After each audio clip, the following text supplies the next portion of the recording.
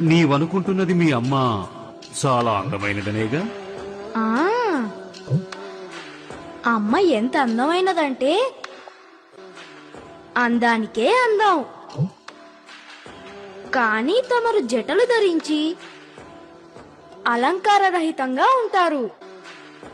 మా మాత తమను అసలెలా ఒప్పుకుంది? నేను మీ అమ్మ కోసం ఓసారి నా రూపం మార్చుకున్నాను. జటాధరాయ శివ జటాధరాయ హర హర భోలే నమః శివాయ. తమరు మళ్ళీ తమ జటాధారి రూపంలోకే మారిపోండి. తమరు ఈ వస్త్రాలలో అమ్మ కంటే అందంగా కనిపిస్తున్నారు. మా అమ్మ కంటే ఎవరూ అందంగా కనపడకూడదు.